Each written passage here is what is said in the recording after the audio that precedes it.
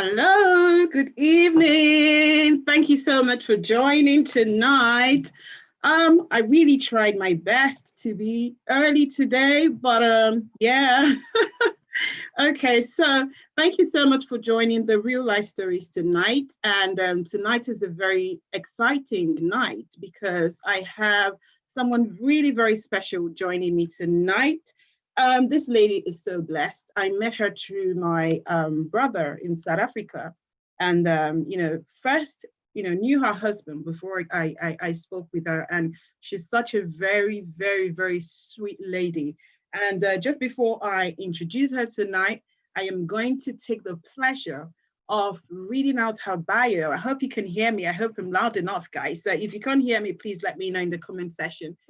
So I'm going to take the pleasure tonight of introducing my guest to you. So I am going to be reading her bio to you. Listen, we tried our best to get it as minimal as possible because if we bring the whole thing to play, we might not leave YouTube tonight. So I'm just going to read out her bio. So basically, I am interviewing Ajoke tonight. And Ajoke is a Facebook ads and funnel strategist that helps entrepreneurs accelerate the growth of their business through her S2S system. Last year, when Ajoke was faced with a high-pressured situation that required her to change her business, she built a completely new business from 0 to 5 figures in dollars and an audience of over 15,000 people in less than 6 months. It's a good place to clap. If you want to clap wherever you are, it's a good place to clap. And, in less than 6 months, she built over 15,000 people as audience and, while working a full-time consulting job. Ajoke has a master's degree from Anglia Ruskin University in the UK and a Bachelor of Science from Covenant University of Nigeria. She shares the best tips for building an online business with her audience regularly. Ladies and gentlemen, if you are on YouTube tonight, I need you with an RLS. Listen, let me go into YouTube and see the people there because I need to know that you really, really want her to come up. So if you really want Ajoke to come up tonight, I need to see you. Let me go. I'm just making my way into YouTube. All right, it's a bit slow for me. But if you are on YouTube, please, I need you to give a very, very, very warm RLS welcome to Ajoke Emekene. Hey, Ajoke, are you there? Hello. Yes, I'm here. How are you? I'm fine, thank you. Good evening. Good evening. It's good to see you tonight, Ajoke. Yes, good to be here. Thank you so much, ever so much for joining the show. I am so grateful to you, Ajoke. We haven't met in person, but you're a very sweet soul. I just have to say that. Thank you. I'm really not surprised because my brother knows sweet people. I can remember the nights my brother introduced me to yourself, first to your husband and then to you. And so after introducing me to you, I said to my brother, oh, thank you so much. The lady is such a sweet lady. And okay, sorry, I have to tune this down. Okay, so I said to him, thank you so much for introducing me to Ajoke. She's really a very sweet lady. And he said to me, oh, that's what we do for a living. We help people. So I am glad I helped you.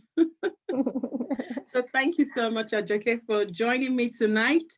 And thank you for having I don't know me. if you want to say a few words just before we dive straight into the interview tonight, because I'm really ready for you tonight, Ajoke. Oh, I'm ready. I'm excited to be here. Thank you for having me. Yeah, thank you. You're welcome. You're very much welcome.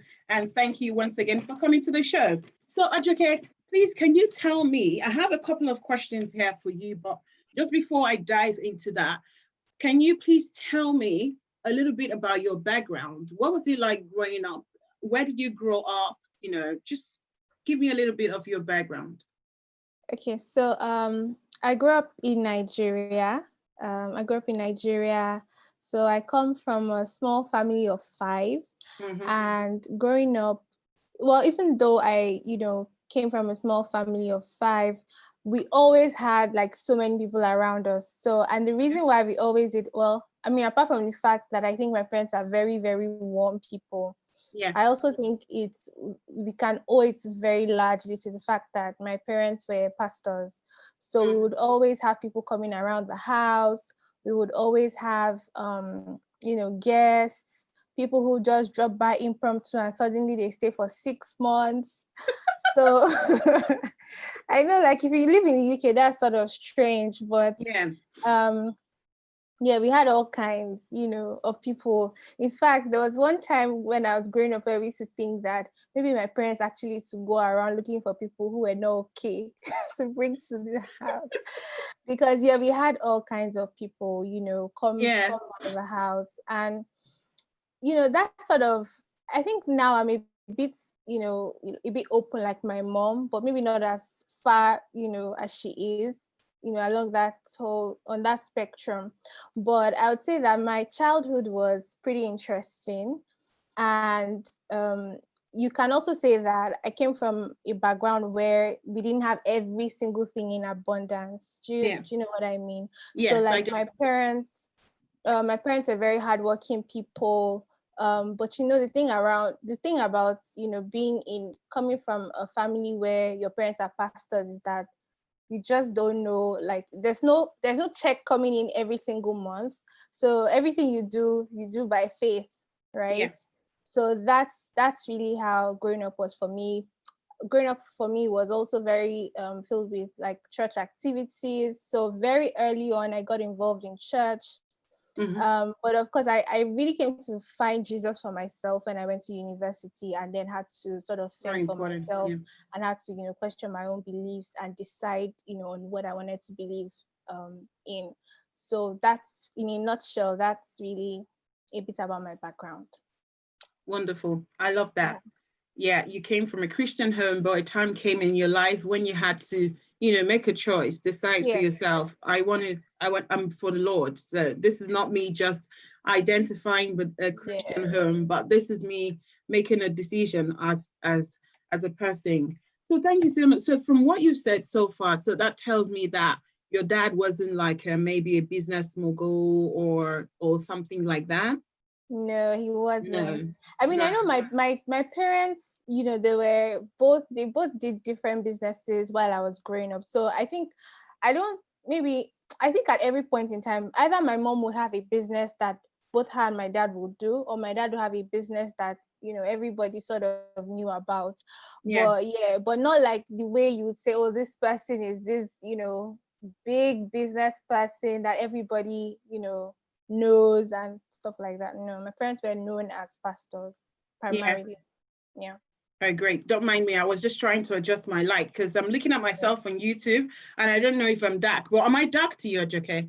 Because your camera is so bright. So I'm thinking. Because I have a light. So if you look at my glasses, you see I have a light like directly right in front of you. Yeah. I see. That's what I'm going to do next time. I'm just going to have to put one right there. Yeah. Okay. You see, we learn every day. I'm learning already. Just a few minutes into the interview, and I'm learning. I have so much learning, and I know everyone online tonight also has so much learning to do tonight. So, Ajoke, I've asked you a little bit about your background, and I want to ask you a question. So, what do you do today as a living? It's just give me an answer. What do you do for a living today?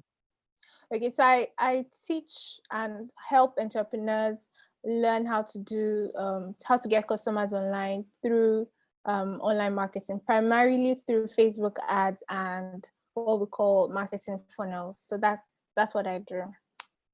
All right. So this line of business, has it always been what you wanted to do? Like, has it always been, some people say, oh, it's always been my passion. I know I was practicing medicine, but this has always been my passion. And now I found it. I'm so grateful and I'm doing it. So do you share the same passion or feeling or whatever?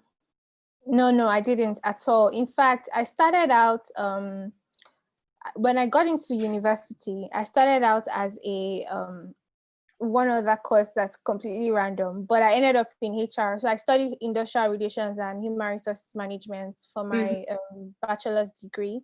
Yes. And, all through that time, I thought to myself that, oh, when I'm done with school, I'll probably get a HR job and Yeah. then do that for maybe 10 years and then finally start a business, HR consulting business. That's what I thought I would do. But Okay. eventually what happened was, yes, I did get a HR job after university, but it wasn't long before I became sort of dissatisfied with what I was doing. Yeah. So the business that I run now, I'm pretty sure like maybe 5 years ago, this business was almost either non-existent, because Facebook has been around for about 10 years, was either non-existent or just kicking off, because before Facebook started advertising, it was quite a while. So, I mean, the field itself, I mean, marketing itself existed, but no, I've not always wanted to be in marketing. My thing initially was going to be HR, but I realized very quickly that, I ran out of excitement for the roles that I was getting, for the job that I was doing, and I just found that this was more interesting for me to do. I see. Yeah. Okay. So what inspired you, Ajoke? Because obviously we're still going to dig deeper into your career part before you started your business. So before we go into that, can you tell me a little bit what inspired you to go into this? Was this an act of God? Was this like a divine direction? Was it something that, oh, you were praying one day and you heard a voice, or someone talked you into it and you thought, I think it sounds like a nice business idea? What inspired you?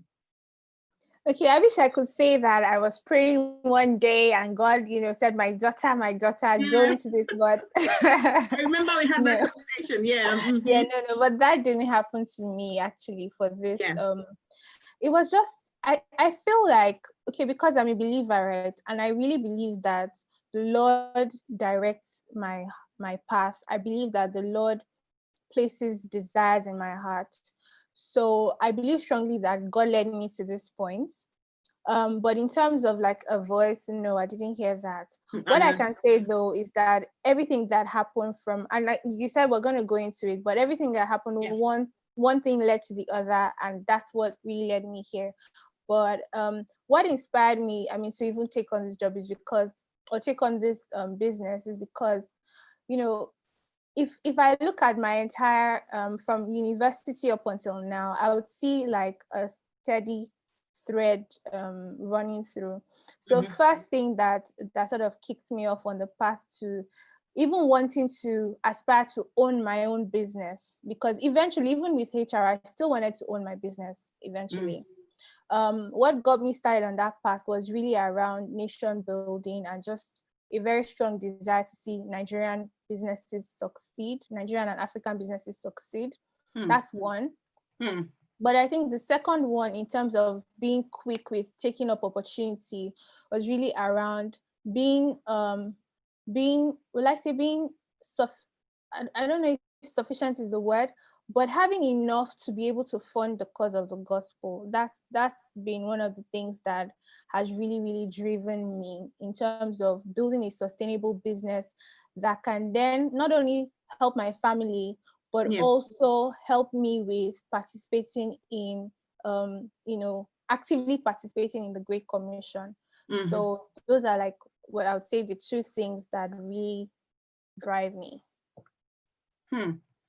Ajoke, I am making notes for myself tonight. Listen, Ajoke, I'm telling you, I told you, and you thought I was making a joke, that I called my brother to thank him specially the day he introduced me to you, because I knew my life, my business, everything was about to change. And Ajoke, people register on programs to pay hundreds or even thousands of dollars to hear some of the things I've heard from you and some of the things you're saying right now. And that's why, beyond, whatever we're discussing tonight, I'm glad that you came on this, because people like you who have tested the waters make me understand that talk is not cheap. Some people say talk is cheap, but there are certain people I encounter and I say, Talk is not cheap. It's Oh expensive. my. You know where these people speak? Do you know when they run webinars? Do you know how much they charge for webinars? Their talk is not cheap. It's expensive. And I'm making notes for myself because I was intrigued when you said that your passion for national building, you know, sort of inspired you to get deep into this area of business. And that's not selfish at all. And to be honest, there is a blessing when we let go of ourselves in whatever pursuit that we have, no matter how much we want to take out of it. If that vision is not there of helping people, helping your country, if it's not there, there's a lot you cannot get out of it. So I'm busy here making notes for myself, and I can say that you're indeed really very patriotic for Nigeria. Yeah, okay, so moving on. All right, so this was what inspired you to go into your line of business. And it wasn't like you had a voice. So that was God just guiding you, leading you, and your mind was cushioned to actually download from God to actually, because sometimes the Holy Spirit is busy navigating us in our heart. So like you said, God mustn't say, you must do this or you must do that. But once we align ourselves, he begins to bring things that make us really uncomfortable. And we see something we really want to change this thing, and we begin to align ourselves, and God walks us into our path. So thank you so much for sharing that. I know that before you started your business, you had a wonderful career going on for yourself at PwC. And also before PwC, you had other companies that you consulted for, because you started consultancy when you left Covenant University, and you were doing very well. You know, it wasn't a question of, oh, I'm earning 50,000 and I'm looking for something better. I'm earning 100,000. I'm looking for some. No, you were way past that. And, you know, as young as you were then, you had this drive that, no, I could be more. Because Ajoke, at that point in my life, and I know some other people listening tonight might be at that same point.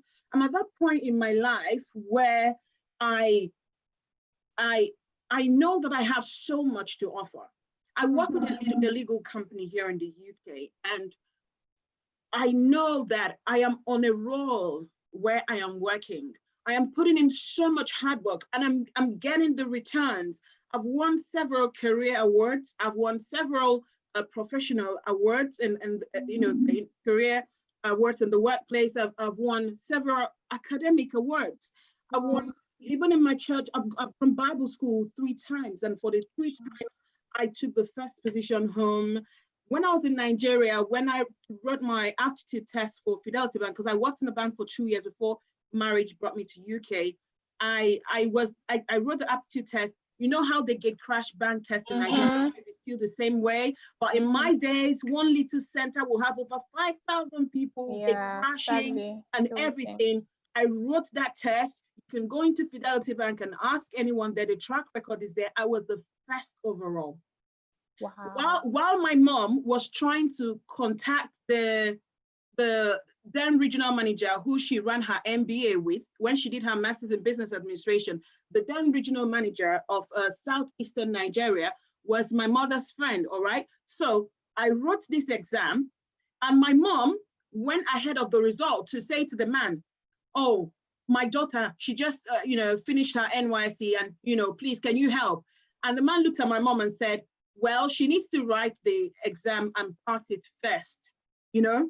So my mom said, okay, I know she will pass though, but okay, all right. So when the result came out 2 weeks after, someone from the bank called me to say that usually they don't call, they just send out messages to like candidates that qualify for the next level, because we had 3 interviews before we were given the offer, So usually they send out text messages, but this person had to take it upon himself to give me a call. And I received the call, is this Ife? Well, yes, and blah, blah, blah. I said, man, I just called to hear your voice and just to congratulate you. Man, you were top. You were the come and see, how's it? So do you know why I'm telling you this story? Because sometimes we need to realize what God has put inside of us. Sometimes you just need to, you know, and I'm at that point where I have suddenly realized that there is too much that God has put inside of me. Absolutely. I acknowledge my current employer, so I am not ungrateful in any way, but I'm at that point that, Lord, you've put so much in me, I cannot chase another man's vision for the rest of my life. No, absolutely. I can't chase it. So I'm at that, I'm at that road or that part right now where I need to make a drastic move. And it has to be backed with faith. And doing that as well, I need to get in a lot of knowledge. So you can understand when my brother introduced me to you, because you know about his book. He recently wrote a book. And I was asking him, so how are you going to, my brother is hardly on social media. And I asked him, so how are you going to market your book? And he's done quite some webinars. I shared some on my page on Instagram. And whenever he does these webinars, he doesn't even put out anything on social media. He gets loads of people on his thingy. And then he wrote a book. How are you going to market your book? He said, oh, no, don't worry. My friend's husband, oh, this is that. And the book is selling like wildfire. So I am making note tonight. So don't think I'm taking it for granted that, oh, you just came on the show to tick a box that, oh, I've interviewed Ajoke on the business session tonight and it was amazing. Ajoke, get ready because you're going to bring down real stuff inside of you. Ajoke, I'm going to get it out of you for free for anyone watching tonight. Anyone watching tonight. Okay, so Ajoke, enough said from me. Peace. Zip your mouth. All right, Ajoke, tell me. Okay, I'm not Peace on this show. I'm actually Wifey. So guys, call me Wifey. No one should type Peace in the comment section, please. My name is Wifey. I am not Peace. Thank you. All right, so Ajoke, tell me about your career part. Tell me about your career part. I know that you had to, did you employ us to embrace your business? So can you walk us through, please? Okay. So I usually tell people that I didn't have, well, I would say it was grace mostly, but I didn't have the conventional journey for a Nigerian graduate. So when I finished school, before I finished school, actually, I had participated in a competition that gave me eligibility for a graduate internship. Okay. So after school, just before, so we have this national year youth service, right? So before my youth service, I had a 3-month internship program that I did with Unilever. So after service, it was pretty easy for me to get like a contract job with them before I finally joined them as a management trainee. So I literally didn't have to apply to any other company to work in at the time I finished. I started working. This was in Unilever, right? Yes, Unilever. So I worked at Unilever for 4 years, 5 months. Okay. 4 years, 5 months. And it was quite an interesting journey because my time at Unilever was really, I would say that was really where I formed like my basic foundation for business, because I really got to see different sides of the business. Even though my primary focus was HR, I still got to do sales, a bit of sales. I got the opportunity to lead one of, like, because we have distributor businesses then that work for or partner with Unilever to distribute products. So I got the opportunity to lead one of our distributor businesses in the middle belt in Abuja. So it was really an immersive experience that I had, both in marketing and in sales, and then in HR primarily.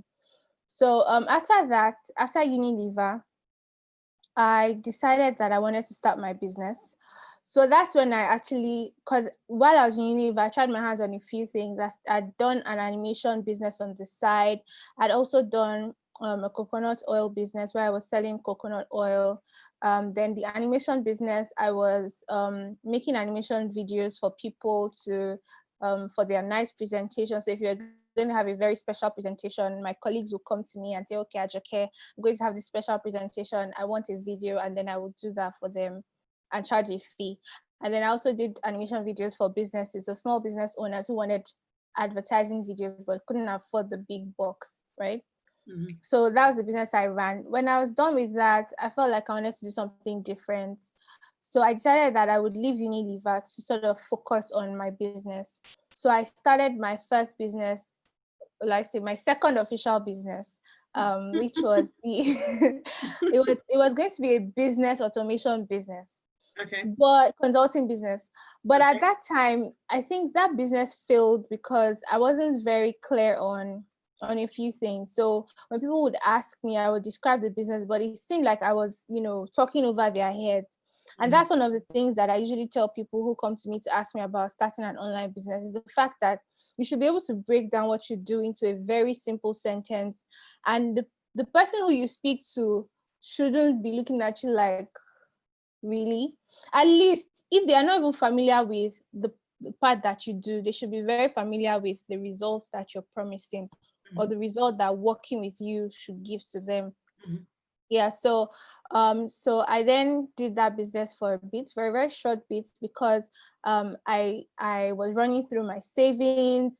This new business, people were not getting it. I basically failed at that business. What then happened next was, because of where I had worked before, that's Unilever.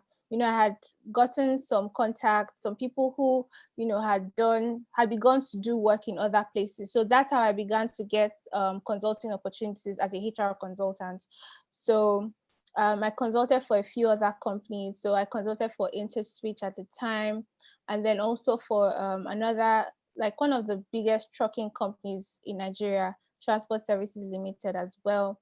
So that experience sort of shaped me with business, because the next time I then started a new business, things were totally different, right? Mhm. Within that period, I also went through coaches, because I'm a big believer in coaching. I've always believed that, to go far, you need to actually ask the people who have gone to where you're going to, so Yes. that the time that it takes you to get there is actually shorter, and the Yes. mistakes that you make are not the same mistakes that people you can learn from have made, because then you learn from it, you go faster, you go farther. So I really leverage coaching, but initially, because I didn't even know what to look out for in a coach, I was sort of getting the wrong coaches, and that left me feeling a bit sort of devastated. But anyway, finally I found a good coach. Then I started a business, and then I did that for about 1 year or so. No, over a year, actually, about 15 months. And then before I finally went to PwC. So my time as a consultant, doing HR consulting for different companies, I what's the word? One of my clients then suggested to me that, well, I mean, you're a consultant, but like you've never actually worked in a consulting company, right? Capacity. And Yeah. of course, as a consultant, you always wonder, like, what are people in the Big Four doing? What are people in the McKinseys of this world, the PwCs of this world, the Deloittes and co? What are they actually doing? Is this best practice? So because of that relationship, she was able to recommend me to one of the people there at PwC. So I got an interview, and with that interview, um, they offered me a position there. So that's how I joined PwC.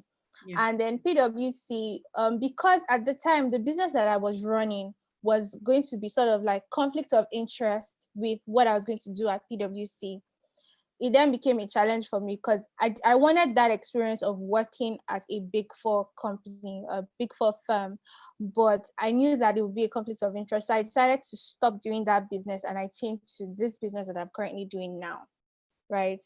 And then I worked Sorry. at... So let me get you right. So you there was a business you were doing while you were at PwC. What business was that? The business I'm currently doing now, which is Yeah, Facebook but you said ads. you had to stop the business to start another one. Okay, so no, it wasn't this Facebook ads. I wasn't doing marketing then. I wasn't doing anything related to digital marketing. Before, I was running a career coaching business. I see. Right? Yeah. Yeah. So I was running a career coaching business, a HR consulting business, and I was moving to PwC. I was going to join their people consulting team, so which is like their HR Yeah, consulting human team. resources. Yes. Exactly. So that team would have been in direct conflict with the service I was offering as an independent consultant. Yes. So that would have created a conflict of interest situation for me. Sure. Which is why I then decided to give up the career coaching business, the HR consulting business, for my job at PwC. Can I ask a question? Did PwC request for you to do that? No, they didn't. Okay. I just knew they didn't request, but which is why I say, my foundation was pretty decent. So, I worked at Unilever, and at Unilever, we had all these trainings around business integrity, around conflict of interest. So I knew that if I didn't address it myself, someone was going to definitely Yes, I know. And me. why I asked you that was because I have a friend here in the UK. She's working for one of the big four accounting firms. What's it again? It starts with a K. KPMG. KPMG. So I don't know. She's Benny. I don't know if she's online tonight. So she's with KPMG, okay. And she runs a financial, a private financial company herself. So when she started, they said she needs to quit that one, but she almost took them to court because there was this particular clause that she saw. Anyway, it's a story for another day, but they almost quit her business, but she actually ironed it out straight with them. So this is not her running a business in the dark. They're actually aware that. Yeah. So I thought PwC did the same to you. No, they didn't actually. I decided to just, because I didn't want any conversations around it. I didn't want anybody coming to me. I just didn't want any issues. That's why I decided to. Yeah. That's why I decided to quit. And here, it's not like you can just wake up and take your employer to court. Like, you can though, but I mean, it's a bit. You don't have the kind of money they have. They'll definitely bring you in. Exactly. So you just better watch yourself. Exactly. Yeah. And then you ask yourself, do you really want the job, or do you want to fight them? Because they can decide to let you go for another completely different reason. Yes. So I worked at PwC for a year. I mean, it was good. It was a good learning experience. But at the time when I left PwC, I knew that I had to leave because my business was suffering really terribly at the time I left. And then I think another thing was I just knew I could do more. So without me being so you left PwC yourself? Yes, I did. And it was because you wanted to push your business, or you wanted to, you wanted to grow your business, basically? Yes, I wanted to grow my business. So my business itself wasn't doing terribly in terms of like financials, okay. But because the returns that I was seeing from my business was like, better, way better than what I was earning. So it just made sense that I would leave. Can you give me an idea? How much was your business making then before you left PwC? Okay, so it was doing around 7,000 a month. Sorry, can you give us is it GBP? Is it USD? Is it USD. Naira? Is it Ghana cedis? USD. Yeah. I'm writing it down. I've been making notes. You think it's just because you call money I'm writing it. I am writing it because a business that just started is making 7,000 per month. Go ahead, please. But of course, it's not like the minute I started. Exciting. If you have anyone online, guys, invite your friends, send out the links. Anyone who wants to make money needs to join this broadcast tonight. And after, all of us, we're going to pursue Ajoke. Ajoke must settle us. Listen, guys, when you get there, tell Ajoke you're from real life stories. God. She needs to sort you out in one way or another.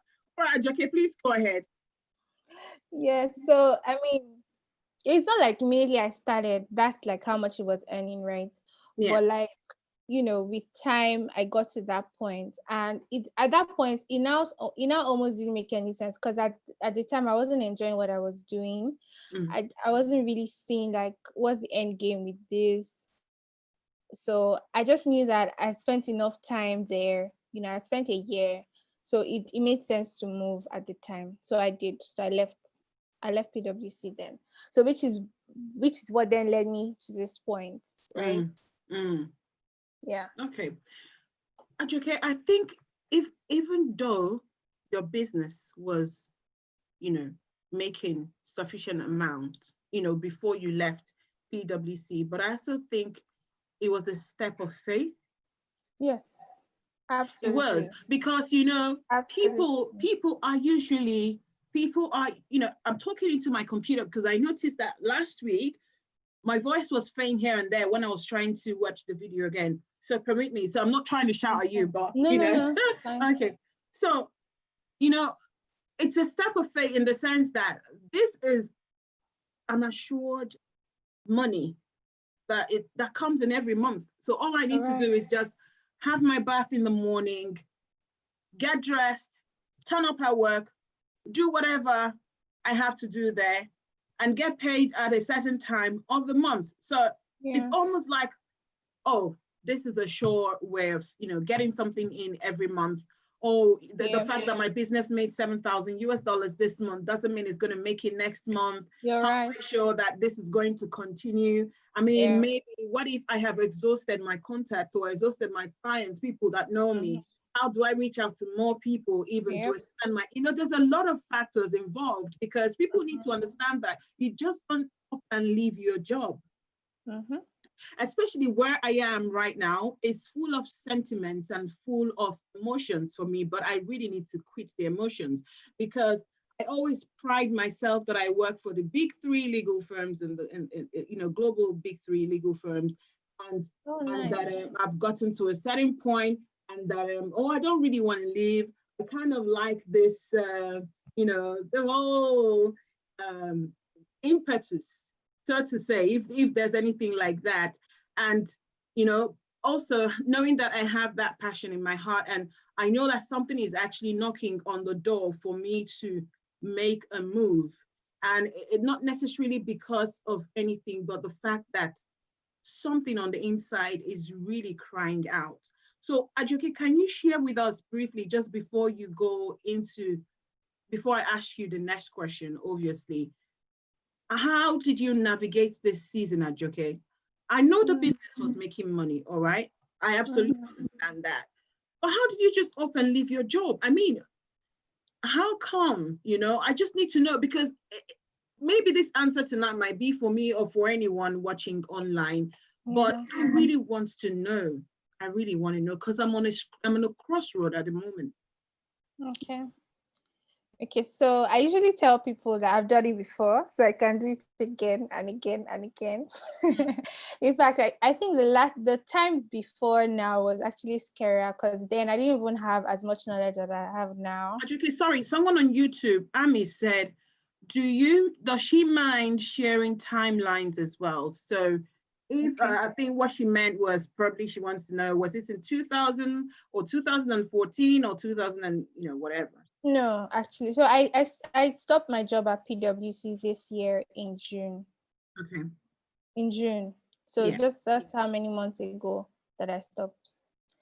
So actually, like, let's say May, because it was at the end of May. For how long did you grow the business before you left your job? I started so immediately I started my job at PwC in June. Like my first weekend at PwC, I spent it building this new business that I'm currently running. So you can say that I've run this business for about a year. Okay. All right. Right. So all through the time I was at PwC, I was running this business all through. Okay. And does that entail late nights? What's your working pattern? Are you 9 to 5? Or were you 9 to 5 then? Yes, it was a 9 to 5 job, but you know, with consulting, 9 to 5 can never really mean 9 to 5. It means like literally anytime they call you and whenever you have a deadline. Yes. So it was crazy hours I was doing. Literally, because then of course, since I was running the business alongside my job, what I did was I made some concessions for myself. So I decided to I don't know if your audience will be familiar with Lagos, but if I just give you an example. There might be. Yeah, sure. Okay. If I give you an example, so I used to live like, very far away from where my new office was. So, but then because I realized that the traffic alone getting to work would be crazy, I decided to move closer to the office so that it gives me some time before I get into work to be able to work on my business. So I'll wake up really early. Especially when I had crazy deadlines on both ends. Let's say I'll wake up really early around 4 a.m. then let's say, and then my office was a bit lenient in terms of what time you actually walk through the doors. Nobody was checking what time you actually walk through the doors, as long as you get your job done, really. Yeah. So I would then aim to be in the office for 9 a.m. So wake up from 4 a.m. to about 8 a.m. I'm working, get in the shower, hurry up, because I know it will take me like 15 minutes to drive to work, literally 12 minutes, but I give 15 minutes for extra delays. And then by like 8:30, thereabout-ish, I get on the road, get to the office, and I'm in the office around 9. So that's generally. And then when I have a crazy deadline for work, then I would have to give work a bit more, like push the business back a bit, give work a bit more. But when I had like a deadline for work that I needed to do, maybe a new training I was developing, then it means that no extra hugs at work. So once it's done, once 5 p.m. is 5 p.m., I get out there, I get back to my business. That's how I was managing both.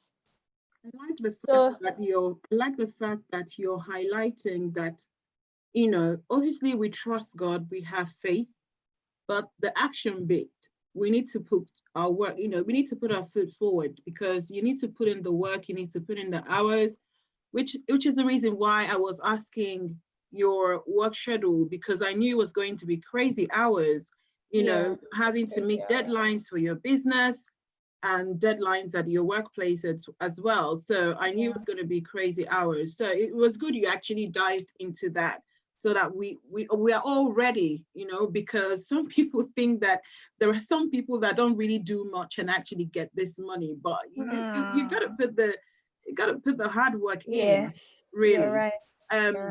The CEO of Facebook, Mark, I don't think he's just a relaxed, cool guy. I agree with you, 100%. Because he's there every day, he's thinking. I think he's the chief thinking officer of Facebook, Absolutely. if there's anything like that. Because if he doesn't do it, other people under him wouldn't do as good as he's doing it. So the set man knows exactly where he's going to, and he keeps working hard together. So thank you for sharing that light. There was something I put down here before you go into other stuff that you're going to talk to us about tonight. Oh my God, where are you? Okay. Oh, there's one thing I wanted to share on the question you asked me. So you had asked me about, how I decided to, or how I managed to get to the point of leaving the job itself. Yes. And I think there's something I wanted to highlight, and it's the fact that I grew up in a very, very mentally secure space. So my parents didn't stigmatize failure growing up. So I didn't feel like if I ever failed at something, then I had nowhere to go, right? I always feel like, I have a very supportive family, I have a very supportive husband, and I have that's a blessing, actually. That's a blessing. Yeah, so I know that like if things go south, like I always have like people around me. But beyond that, I always believe that I can never be stranded in life. Come on. And the reason why we want to hear. Yeah. And the reason why I really wish it was, apart from the fact that I know that, God is always going to be there, right? Yes. Literally, I grew up with the concept of having faith for things. So we used to joke about this in my family. Like if you ask my mom, growing up, if you ask my mom, you need something, you've seen something that you really, really, really want, you go and meet my mom. Mommy, I saw this thing, I really, really want it. She'll say, well, you know what to do. Let's pray about it. Let's believe God for it. So part of what even held me back from quitting my job earlier than I did was the fact that I always told myself I didn't want to have to believe God for stuff, right? Of course, as I became more mature, I realized that, and even now I realize that regardless, you just can't take out that bit of believing God for stuff, right? Yes. But another reason why I know I can never be stranded is because like this is 2020. There's like 1 million ways to make money from. That's what you need to tell us tonight. That's what you need to tell us tonight. Even if Ajoke said there's 1 million ways of making money online. 1 million. Yes. I'm writing it down. And the truth is, like, even if like I get to a point where my business is literally not performing anymore, like I try everything I think I can try, like even hustling online in terms of like offering my services, offering my time in terms of services that I do for people can actually fetch you some money. So there's always something to do. So I really like people to really understand that it can never really be that bad where you have absolutely nothing and no hope of making anything. I don't think it can ever be that bad if you're willing to put in the work. Sorry to interrupt, but that's the mindset. That's a Holy Ghost mindset, because some people don't have that mindset, Ajoke. It's not something that you easily come across in every human. A gentleman says, common sense is not common, all right? The same way that a positive thinking is not common. So everyone is not like that. Some people are so fearful. Even look at the shape, the position of some people, probably some people online or who are going to listen to this. The position of some people that have a well-paying job, even in that well-paying job, this is not them thinking about leaving it to chase their business. No, that's, you have to kill them for them to do that one. In that well-paying job, they are still afraid that they might wake up and the job is not there. Yes, they are so scared about life. So it's a negative mindset. And let me tell you, I feel it's really demonic. The Holy Ghost needs to knock down some walls in some people's heads for them to have that positive disposition in life. Yes. So I just wanted to interrupt you to say it's a blessing. I thank God for your life that you have that mindset that you can never be stranded, but everyone doesn't have it. And it only takes the mind of Christ for you to have it. I'm so sorry for interrupting. Sorry, I'm a good student. I was writing. I was actually going to wrap up, but you're so right about this mindset thing, because it's so important. I tell people a lot that your mindset is like half of the work, because if your mindset is in the right shape, listen, like I read stories of people who did really difficult things, and when you ask them, like, how did you do this thing that is so difficult, literally pushing their bodies through intense pain, unimaginable pain, they tell you it's their mind. They tell you there's nothing special about me, it's in my mind, and it's so powerful. So I used to tell people that my dad is like one of the greatest mindset coaches that I know in this world, because he's so, when my dad talks to you about mindset, you're going to literally stand up from where you are and ask yourself, what am I doing with my life? So that's he must how have done a great job with you. that's how awesome my dad is with like mindset work. Yeah. So literally, and then I've noticed also that in the people that I follow, like the coaches that I follow, they don't joke with their mindset. They don't joke with their mindset. The people that I look up to. So who you follow is important. Okay? Exactly. They don't joke with their mindset. So mindset is something, you're very right, that mindset is something that we're supposed to pay very, very close attention to, because it does differentiate between people who actually go ahead and take action and people who keep giving themselves excuses for why they can't do this today and they can't do this tomorrow. You're right. You're absolutely right. Thank you, Ajoke. Thank you so much. Ajoke, we're going deeper into the main segment for tonight. I think we have just roughly 10 minutes to go, because I think we started on 8:35 and it's just 8:25. So I am going to make the best use of this 10 minutes. All right. Ajoke, I have a question for you guys. If you have a question for Ajoke, please start leaving your comment.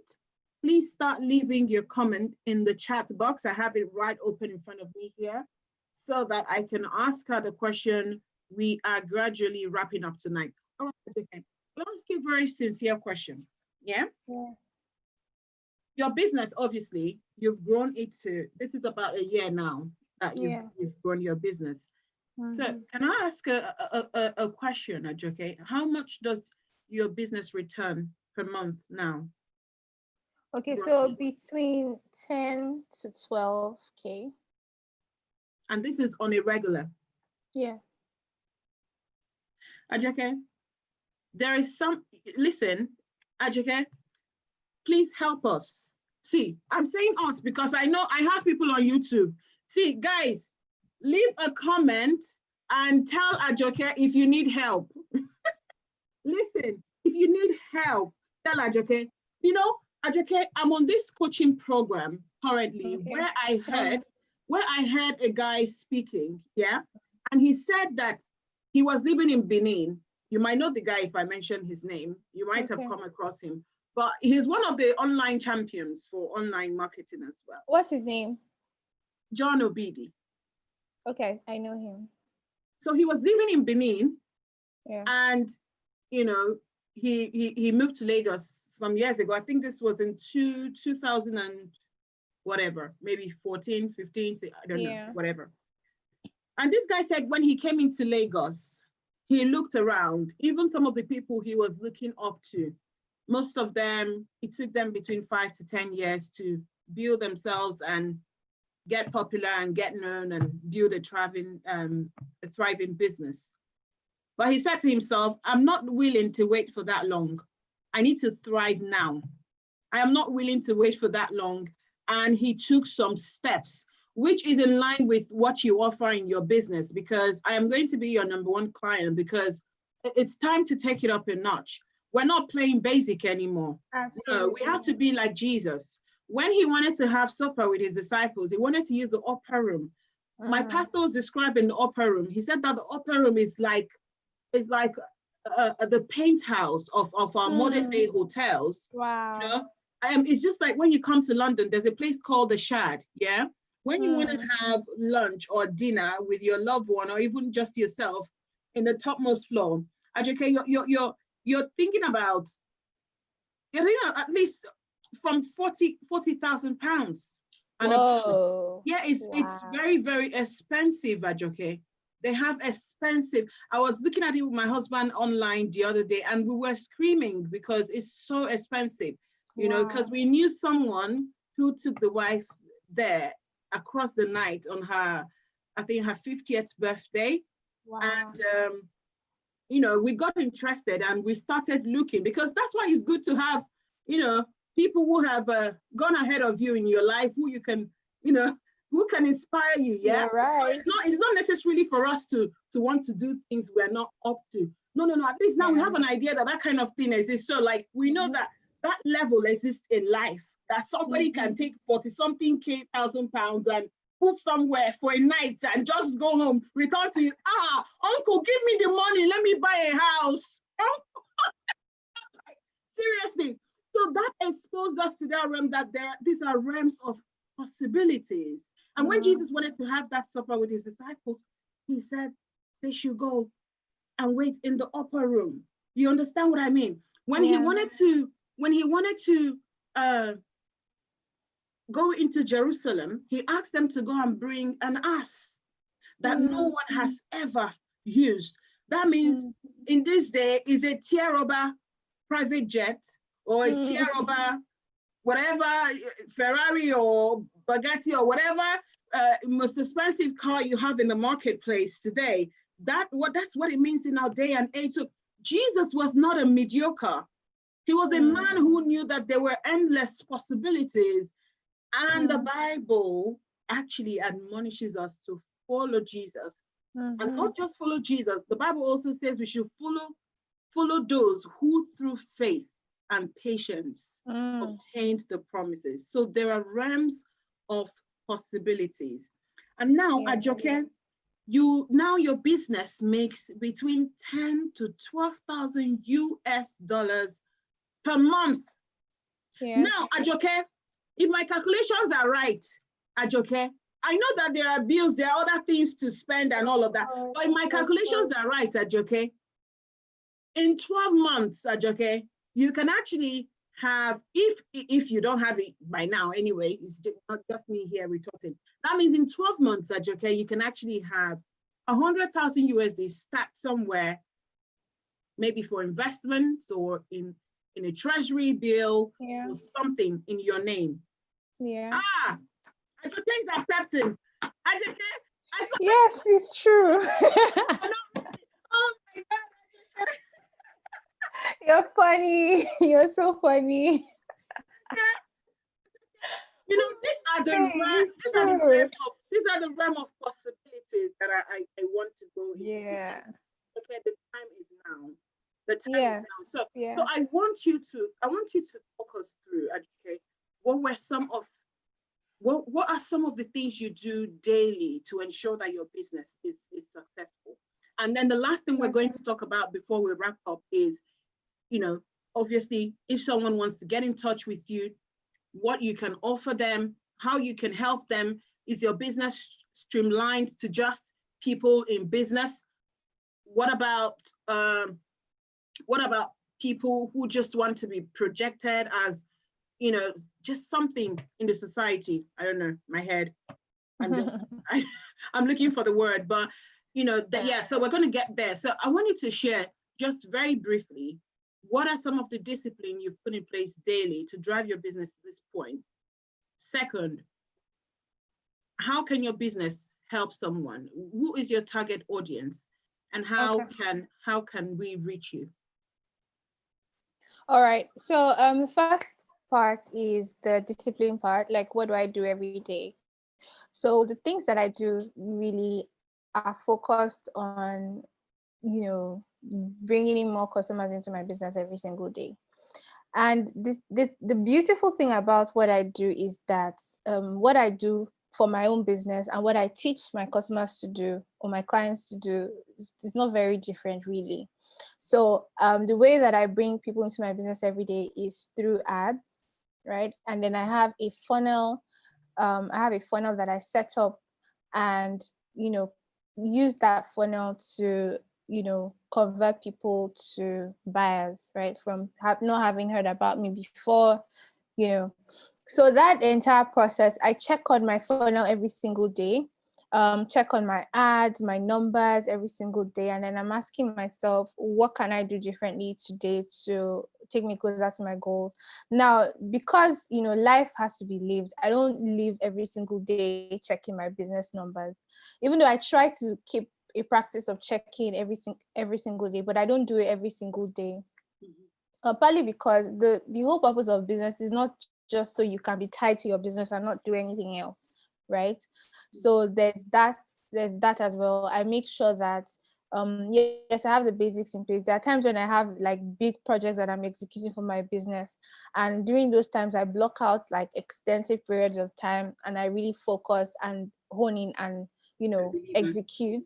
Yeah. Yeah, but on a regular, like, I just check my numbers, see how I'm doing, and then if something really off happens, then I swing into action. And that's the same thing that I encourage my clients to do as well. So what I help people do, moving into your question around what do I help people do? So my ideal target audience is someone who is an entrepreneur, who is either running a coaching business, a consulting business, or running a business that has to do with your knowledge and expertise. So you're a coach, you're a consultant, or you are a trainer, you run a training business. Any of these three, that's really my ideal audience, because these are the people who um or even if you run a regular, like you run an e-commerce business or a business that is really physical, offering a physical service, Yeah. there's always an opportunity for you to create like an online version of your business. So those are the kind of people that I welcome into what I'm currently doing. And what I do is I help people like this, so coaches, consultants, trainers, to build an online business that really generates income for them consistently on, let's say, on an automated basis, right? Every single I day, like every that, single Ajoke, week. because That's I'm on autopilot now. I like yeah, that word, automated. Tell me yeah. more. Yeah, yeah. So really, because one of the I used to tell my friends that, in fact, one time when I was applying for jobs, when I left my first job, Yeah. I tell people that one of my core values is actually freedom. I don't ever want to feel like I'm tied to something. I don't ever want to feel like I can't move And that's because what I I have want this now. thing. That's what I want now. Yeah. It's So what I want in freedom, life now. All this So freedom is actually my North Star. So if I build a business, so what I do is I help entrepreneurs like people who are interested in coaching, consulting, training. I help them build an online business that generates customers on a daily basis, on a monthly, weekly basis. And what do? I teach them how to, I really focus on the marketing bit, right? Yeah. Because you are the knowledge expert, so you should know. I can walk you through a process where I show you through your knowledge and expertise that you've gathered over the years, help you identify what area, because you may know so many things, but what do you then convert into an online business? I help you identify which one to actually focus on, which one will be most likely to be profitable to focus on. Yeah. Then I also help you identify what model would fit my personality type, because the truth is many times people just hear start an online business and whatever it is their coach is teaching and that's the one they dive right into without really taking into consideration what actually fits me. So you're an outgoing person, you love to hang out with people, you love to always be in conversations with people, then maybe the person that you follow has told you to do ebooks, so you go into ebooks and you find yourself constantly without people to talk to. You find yourself just selling your ebooks, like you'll basically be living a miserable life. But you're not fulfilled. Yes, exactly. But on the other hand, let's say you're an introverted person, but then you follow someone who has told you that you need to create a membership, a membership community, right? Maybe an online membership, whatever. And then you now find yourself as an introverted person constantly in conversation with people, even though it's online, but the constant, you just feel like you feel drained because it doesn't really fit the kind of person that you are. So one of the things that I also help people identify is what business type or what business model fits my personality type. And that's something that helps people sort of hit the ground. So more like a personality test, because I was on this call today and they were doing a personality test, like a DISC assessment, which I've done several times in my workplace. We've done all the black heart stuff and all of that. You know what I'm talking about? So yes, I know what you're talking about, but it's actually not that technical. No, it's not that technical in terms of going deep into who's your person, what type of, are you a D or a C or an S? Oh, yeah. No, it's not that deep. It's just basically based on your general assessment of yourself, right? Yeah, do you think you're an introvert or not? Okay. Yeah, sort of. Yeah, that's really what it would be. Then, and I'll take it from there. And one of the things that really wasted my time, not wasted, because every experience is learning, but one of the things that really slowed me down in sort of like, meeting my goals, the first time I left my job and started my business, was that I didn't, the advice I was receiving at that time had me taking the long road, right? And when I look back, I didn't need all those things I didn't need them. I just needed a few things. And what I then do is I take people who come into my program, I take them through those critical steps you need to take to get you to your first sale and beyond, right? So you don't.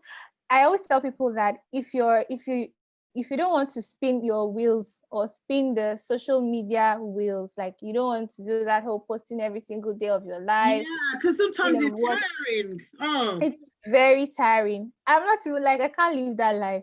So I always tell people that if your hustle is you want to actually just be posting every day, showing people what you're doing, oh, I visited here today, it's fine, but like that's not the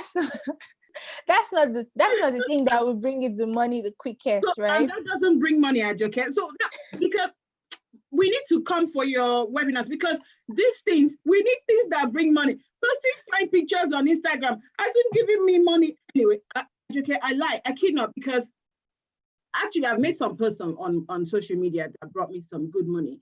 Even there was a deal that I struck this morning, and it was from a post I made on social media last week. So, but the thing is, we need to take it, a step. You can't do that on autopilot, though. Yeah, like exactly. You can't kick back and think, oh, the money is coming in. You've got to always be doing something. That's right. So there are a few things that you can just do to set that up, and literally it's almost like a license to print money, almost, just because I'm not going to make any promises or anything like that to people, but it's absolutely crazy that many times people, there are just a few things you need to do to make money, to be able to make money through your knowledge and expertise online. But the thing is that many times, because we've already grown up with the mindset that for you to make money, you have to constantly be hustling. Hey, So it's so this one is stress-free money. it's not You do the stress-free. hard work, yes, but it's Yes, not like it ties you down every day. exactly. Ajoke, Exactly. we It have few doesn't do questions that. here, Ajoke. We have Yeah. some questions on YouTube, all right? So can you guys still hear me? Because I noticed last week when I was reading out the questions, it was a bit faint, so I don't want that to happen today. I really care about my audience, so I really hope that I'm speaking into the, yeah. So Okay. now, I don't even know where to start from, but let me start from here. Yeah. Ami said, I just want to start and not procrastinate. So what else can one do that does not involve coaching? She says she just wants to start and not procrastinate. So she wants to know, what else can one do? She'll need to explain, like, what do you mean by what else can one do with Like, regards to you what? outlined that, your clients are people who are entrepreneurs, who are in the coaching business, consulting, and, trainer of some sort, running courses and stuff. So she's saying, I think her question is, well, I don't find myself in any of this category. So what else would you advise her to get involved in so that she can, consult you and start up? Okay, so well, I would actually ask why, like why she feels that she can't do any of these things I've mentioned, because many times That's I a good find that question, actually. people sort of have this like say mindset block about why I can't do this. So they'll say, oh, even if you're running an online service business, really, like they would say, maybe I don't know enough, or I don't have enough experience, or who's gonna buy, or like I don't want to be another coach, or I don't want to be another, like, sometimes, and your reason may be very, very valid, but I would seriously want to know why you think you can't run this type of business that I've just talked about. Because if I give you like a list of 5 other types of online business, for example, e-commerce, right? At the end of the day, with something like e-commerce, you're dealing with so many variables that it not only eats into like what your profit eventually turns out to be, but it also takes a toll on you in terms of like the stress. So you're running an e-commerce business, but you have to deal with suppliers, you have to deal with the delivery people, you have to deal with um plus the tech bit that you need to manage. So by the time you bring all those pieces together and you actually look at the entire chain, you see that there's so many opportunities for the link to be broken, or for the chain to be broken, and for you to now end up delivering a service or a product that is subpar. And at the end of the day, by the time you look at your margins, it's almost like, am I just working to pay bills? Yes. But with an online business that is more expertise driven, or more based on, okay, you sharing your experience or your knowledge and your skills, it's easier for you to maintain a healthy margin in your business, because of course you would have expenses. That's what I always tell people. You have this is not a make money without investing anything type of business. But even when you look at your expenses and you look at how much money you make, you'll be happy with the investment that you're making. So exactly. All right. So Ami, if you can reach out to myself or to Ajoke after this program, because I can also help you identify, walk you through some steps and try to understand you better and help you identify some of the million ways, like Ajoke said, that you can actually tap into and make money online. All right, let's take the next question. So the next question is, wait, do I need my glass? What's going on? My eyes all of a sudden went blur.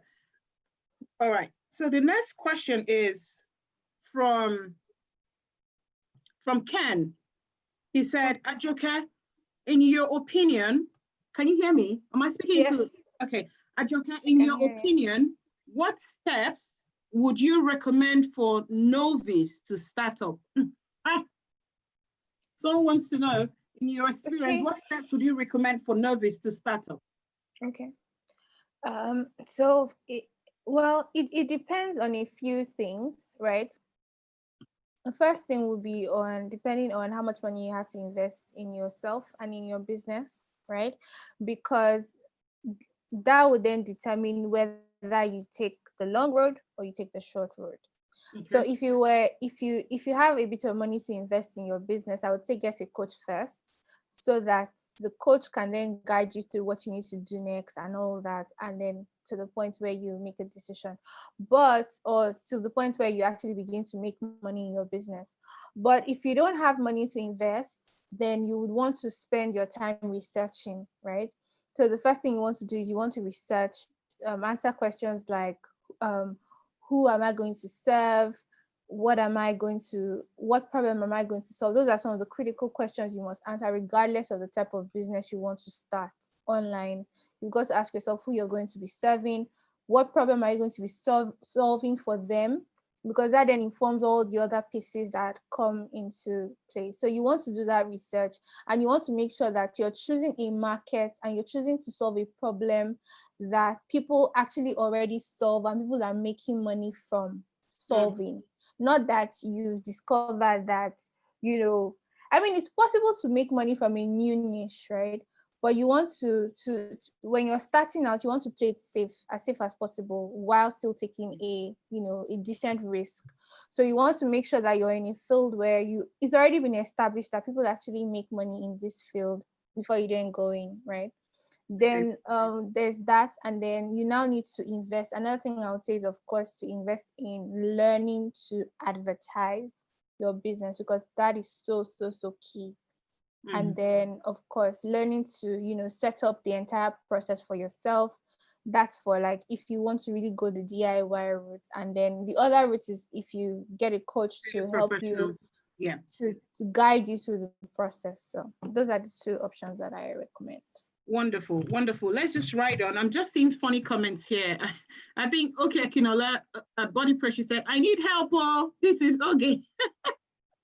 Okay. All right. Someone says, I came late. Oh, where are these all coming from? Oh, yes. Pastor Ify is online, actually. My brother who introduced me to you said, this is powerful. Thank you. Yeah, I love my brother so much, honestly. All right. So we have another question here. The person said, what are the critical steps to get your first sales? I don't know. That's what I just explained. Yeah. What are the critical steps to get your first sales? Yeah. So, and there's one thing that stood out for me tonight. You've mentioned coach 3 times now. You've mentioned coaching, because I know that, in the recent times that I've been trying to stand on my own, I know that coaching, surrendering yourself to someone to coach you, even if you have to pay for it, has endless benefits. Absolutely. The benefits are endless, because you can pay a coach $100 to teach you something for a month. Or you can sit in your house trying to figure it out for 3 years, 4 years, trying to grow one small business. But somebody who took the short route of going to submit themselves to someone who already knows what they are doing in this area has taken off. And the good thing is that you yourself, you took that step. So it wasn't like it was something that you jumped.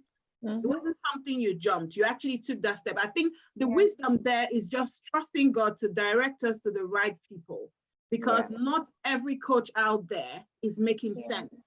Not every online course out there is worth attending. So it's always good to trust God to guide you and lead you to the right person. And you made a statement about you were searching for coaches, did a couple of courses, and then you got a very good coach who now helped you, taught you everything you know, or taught you everything you know today, and you grew your business. So that's actually awesome. I just wanted to point that out. Okay, so the next question is, Amy said, well, I am a professional engineer. What I what I initially thought was a way of generating extra income was giving tutorials online, but make it fun and focus on younger generation coming into workforce. I think that's actually a very good niche. It is because he said he's an engineer. Engineering. Yeah, and initially he thought it was a good way of generating extra income. You know, a good way of generating extra income was giving tutorials online, but make it fun and focus on younger generation coming into the workforce. Okay. This is awesome. Yeah, it's interesting.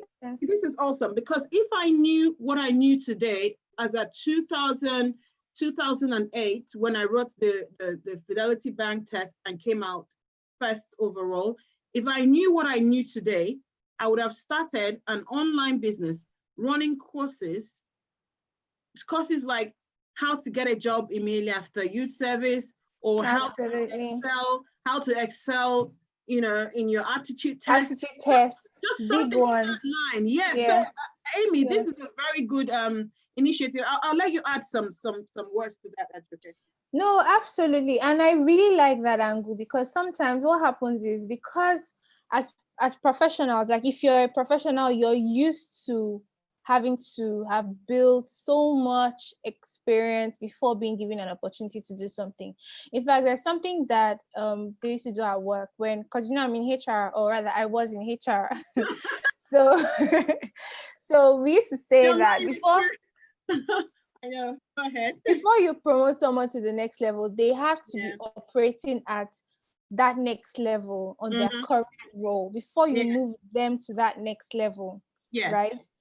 And so what happens is that then gets people into the place where they feel like, I cannot transfer what I know until I've built so much experience. I've built, like, if I'm not yet regarded by other people, not by yourself now, if I'm not yet regarded by other people or recognized by other people as the expert, then I'm not yet ready to share what I know. And that's just a big lie, because when you look at it, when you start out on a journey, right, you would always be one step behind someone, and there will always be people who are steps and steps behind you, right? So you can always help someone on that journey that you yourself are going on. That's one thing. Then the second thing is that when I talk about having a knowledge and expertise business, really, I'm not even saying that you must always use what you do in your current job, you know, as the thing for your knowledge and expertise business. So I know people who build their knowledge and expertise business around winning their child, right? Around potty training. I've seen potty training. I've seen screaming. I've seen painting. I've seen all kinds of things. Exactly. So it doesn't necessarily have to be like something. Even I recently saw this ad on Instagram, and the lady's running a course on how to be happy. Look at, amazing. And you know, Instagram ads, I just saw it just flashed through Instagram, how to be happy. You know, and I'm like, I'm sure some people will sign up to this course, because in this country, United Kingdom, you need it, with depression and anxiety and all of those things. So people will definitely go for that. They will. Absolutely. So nothing sounds stupid. There's this article I read one day from my CEO. So he emailed the leaders, and he made a statement. The title of the article is, "What's your stupid question?" I don't know if you've come across that, because he's not the author, but he just found it and he shared it with us. So he says, "What's your stupid question?" So he said, at some point in life, you always feel that the next thing you're about to say is stupid, or maybe you're somewhere and you really want to ask a question for clarity, but you feel, I might look stupid if I ask this question. You're right. I might, even the Bible says that a fool is considered wise when he closes his mouth.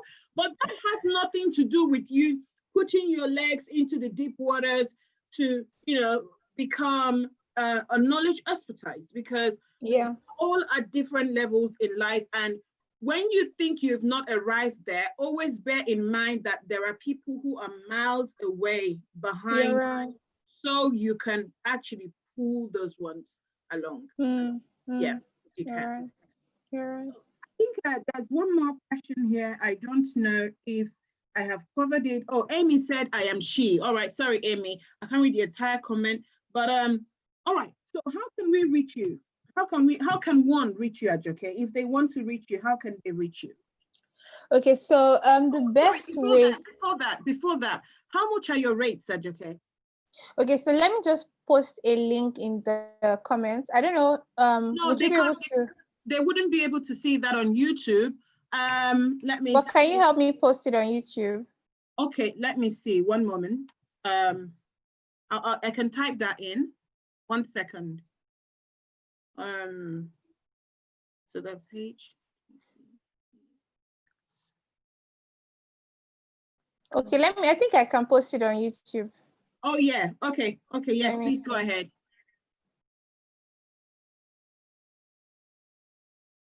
Just give me a second, it's loading. Let me. But can you help me post? Yeah, you heard me, right? I've posted it now. So oh, you have? Yes. So that's my comprehensive program where I take people through everything I just described. So from being able to identify what it is you want to build your knowledge and expertise business on, to actually doing all the research that needs to be done. So I take you through their specific checks that you need to actually make before you make a decision on where to narrow down and focus on. Then I also take you through the kind of questions you need to ask people to decide on what their actual pain point is, so that you can be able to solve a problem that people actually care about, right?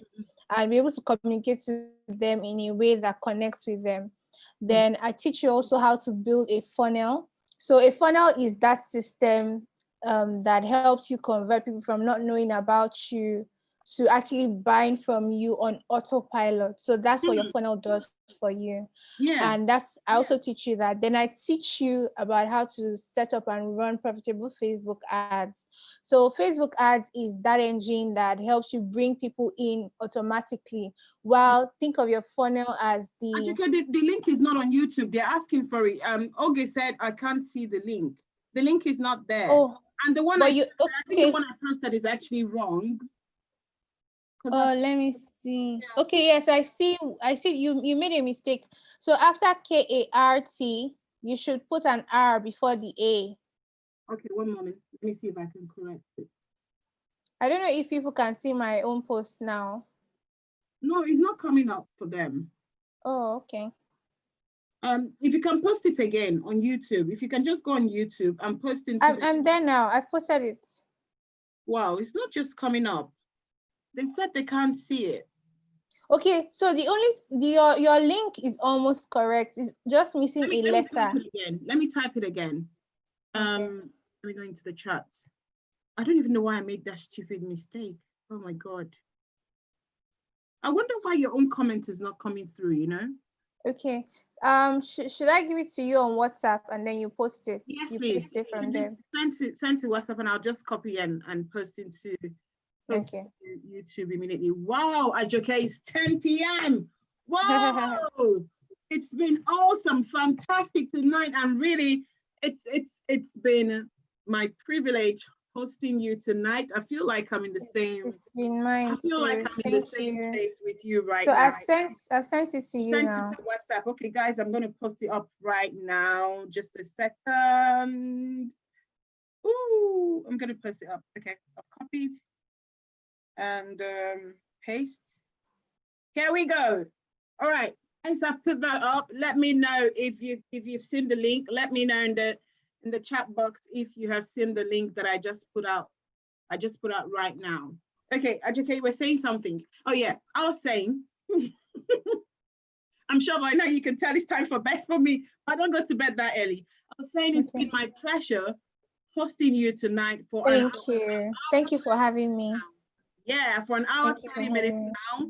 And thank you so much for, sharing all the knowledge that you have, shared tonight. And we know that you have many more to share. And I'm sure that you know that we have a long journey together. I'm sure you know anyway. So thank you so much. And I'm going to also share your social media handles, It was on the post I made this morning on Facebook and Instagram. So guys, you can go join her Facebook community. You can go and follow her on Instagram. Guys, listen, don't go to Ajoke to plead for free services. I can't mention this. I can't say this. I don't know how many times I can mention this. I've learned something in life. What you don't sow into, you can never reap from. It's not a magic word, okay? Ajoke is well known by my brother, and she can do things free for me, but I'll pay her to do more stuff for me. So don't you ever think that she is going to give you a free service. But Ajoke, I have one plea tonight, just before we wrap up. I have a plea. How many % discount can you give to us? Because Ajoke, being on the show tonight, come on. If anyone comes to sign up for your program and sends you a message to say, I am from RLS, Real Life Stories, or I'm from Wifey, please, can you offer a discount in that regard? Okay, so, well, okay, I think what I can do here is to offer a $50 coupon, so that because the link is there now, if they check out the program and they actually want to sign up, they could just send a message to me on, they could just send a message to, let me put my email address here, to hello@ajoke.com. Yes. And I've put it in the comment now. So if you can just help me post it. Let me put it in your WhatsApp. Yes, please. Your WhatsApp. So they could just send me an email and say, oh, Ajoke, I'd like to sign up for this program, but I would like Wifey's Closet's discount. Then definitely I will hook you up with the $50 coupon off the program fee. And that will be it. Right. So this is for those who want to come and learn and do the DIY, right? Right. So what about those who just want you to run these ads for their business, more like a consultant to them? You know, how does it work? Is it on a monthly fees or per service? So it's currently per service, because I have like a set, at least for the setup phase, to set up and initially run it. I have fixed things that I need to do for you to be able to get it up and running. So I have a fixed fee for like an 8-week period. What I do though is I discuss with the person first of all, and then I share, I first of all take you through what we're going to do together, and then I share what the rates will be. So it's not something that I'll just, say on like a call like this. But of course, you should know that if I'm going to give a $50 coupon to anybody who signs up for the training program, then of course you know that I'll give a discount to anyone who comes saying that they attended the Wifey's Closet program. Definitely will do that. Yeah, but that one because the demand for that is usually a lot. I just take on a few clients at a time. So it's really like, yeah. If it's something that you need to get done now this minute, then I would definitely recommend that you go with the training program, as you get to learn for yourself and implement, and have me to guide you through the process. Okay. So I was trying to find out what the fees look like if someone wants you to just help them set up the funnel, do this, do that yourself. Do you have like a program where maybe you have this monthly pot of clients that you do it for, they don't do it, you do it for them, and then they pay you monthly? Do you have any pot like that? Yes, I do. But what I do is before you can become like a monthly client, you would first of all have to have done that initial setup phase with me, which is like a separate program. So once we've done that, what's the setup fees for that? No, I'm not going to say here. We usually have to get on a call first before. Yeah, we'll have to get on a call what first. Are the ranges? Let's say anywhere between $3,500 to $5,000. It's doable, Ajoke. It's very, very doable. Yeah, very doable. So yeah, so that's really what it is. Okay, so with that fee, you set up everything for the person, Yeah. right? And Yeah, then the you're person right. can choose to manage it themselves, or do you manage it? Yeah, I set up and then I manage it. Great. For how long? Okay, so that's the setup fee. Sorry, that's the setup fee for the initial 8 weeks, right? Okay. Yeah.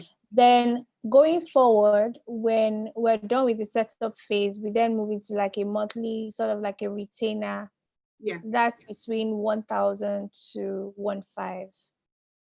And by then, the person obviously must have seen the results of what you're Yes, doing. yes. Yes. Okay. All right.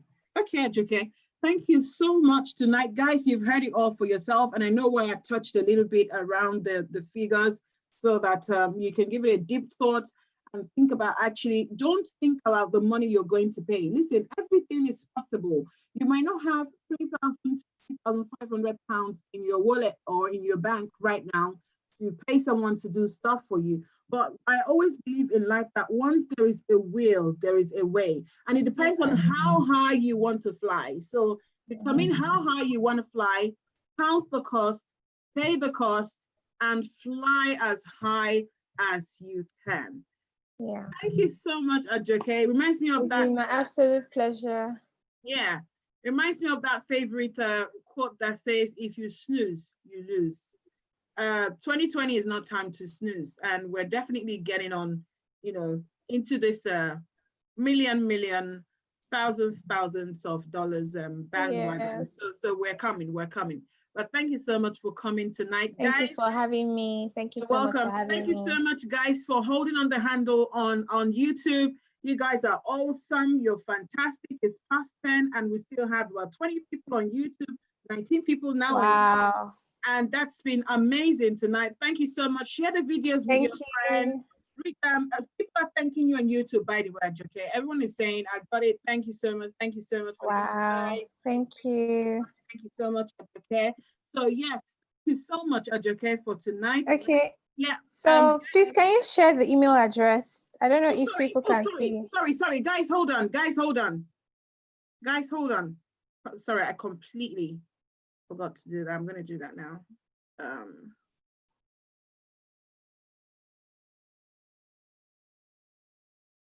Okay, I just put Ajoke's email address in the chat box, and even after this video, it will still be there for you to access. If you restart the video and just click into live chat and scroll to the end, the email address will drop for you.